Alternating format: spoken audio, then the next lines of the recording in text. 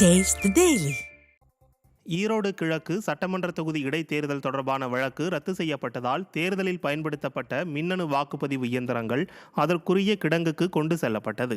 ஈரோட்டில் கடந்த 2023ஆம் ஆண்டு நடைபெற்ற கிழக்கு சட்டமன்ற தொகுதி இடைத்தேர்தலில் வேட்பாளர்கள் செலவு செய்யப்பட்ட செலவீனம் தொடர்பாக நீதிமன்றத்தில் அரசியல் கட்சியை சேர்ந்த விஜயகுமார் என்பவர் வழக்கு தொடர்ந்தார். இந்த வழக்கு கடந்த மாதம் தள்ளுபடி செய்யப்பட்டது. இதனைத் தொடர்ந்து 238 வாக்குப்பதிவு மையத்தில் பயன்படுத்தப்பட்ட வாக்குப்பதிவு இயந்திரம், கட்டுப்பாட்டு இயந்திரம் உள்ளிட்ட இயந்திரங்களை வருவாய் கோட்டாட்சியர் அலுவலகத்தில் உள்ள தேர்தல் இயந்திர கிடங்கு அறைக்கு கொண்டு செல்லும் பணியில் தேர்தல் அலுவலர்கள் ஈடுபட்டனர்.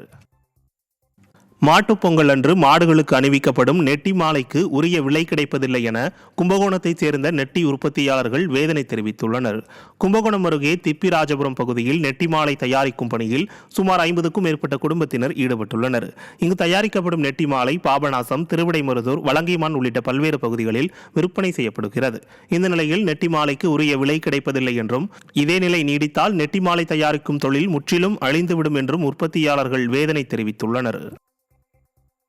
சென்னை திருவொற்றியூரில் சுகாதார சீர்கேட்டால் பெண் ஒருவர் உயிரிழந்த சம்பவம் அதிர்ச்சியை ஏற்படுத்தியுள்ளது. திருவொற்றியூர் குப்பம் அப்பர் நகர் பகுதியைச் சேர்ந்த தேசப்பட்டு என்பவர் பல்வேறு உடல் உபாதைகள் ஏற்பட்டு ஸ்டான்லி மருத்துவமனையில் சேர்க்கப்பட்ட நிலையில் சிகிச்சை பலனின்றி உயிரிழந்தார். திருவொற்றியூர் சுடுகாடு மற்றும் கடற்கரை பகுதியில் தேங்கி கிடக்கும் குப்பைகளை அகற்றுமாறு பொதுமக்கள் தரப்பில் பலமுறை புகார் கொடுத்தும் அதிகாரிகள் சரிவர நடவடிக்கை எடுக்கவில்லை என அப்பகுதி மக்கள் குற்றம் சாட்டியுள்ளனர். சுகாதார சீர்கேட்டால் உயிர் பலியாகும் அளவிற்கு அலட்சிய போக்குடன் செயல்பட்ட திறனற்ற ஸ்டாலின் அரசின் மாநகராட்சி அதிகாரிகளுக்கு பொதுமக்கள் கடும் கண்டனம் தெரிவித்துள்ளனர். தருமபுரி மாவட்டம் தடங்கம் ஊராட்சியை தருமபுரி நகராட்சியுடன் இணைப்பதை கைவிடக் கோரி நடைபெற்ற போராட்டத்தில் காவல்துறையினரின் அராஜகத்தால் பெண்ணின் கையெலும்பு முறிந்தது. சில நாட்களுக்கு முன்பு தடங்கம் ஊராட்சியை தருமபுரி நகராட்சியுடன் இணைத்து அரசாணை பிறப்பிக்கப்பட்டது.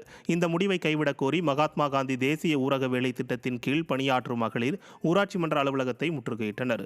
அங்கு வந்த 50க்கும் மேற்பட்ட காவல்துறையினர் நடத்திய பேச்சுவார்த்தையில் உடன்பாடு ஏற்படாததால் சாலை மறியலில் ஈடுபட்டனர்.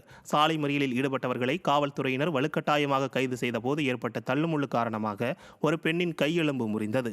இதில் ஆத்திரமடைந்த பொதுமக்கள் காவல்துறையினரிடம் கடும் வாக்குவாதத்தில் ஈடுபட்டனர்.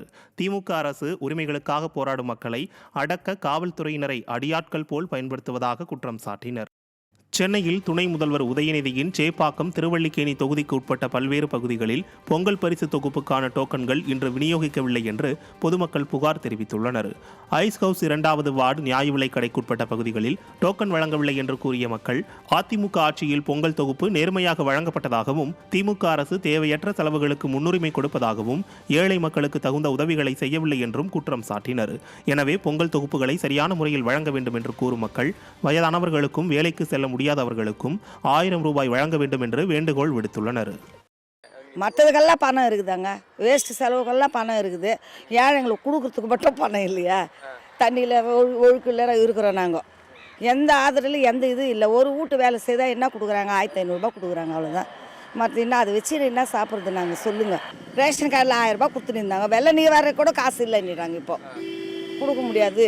இப்போ இந்த 1000 ரூபா காசு கூட இல்லைன்னா நாங்கள் என்ன பண்ணுறது? ஏழைங்க சொல்லுங்கள். பணம்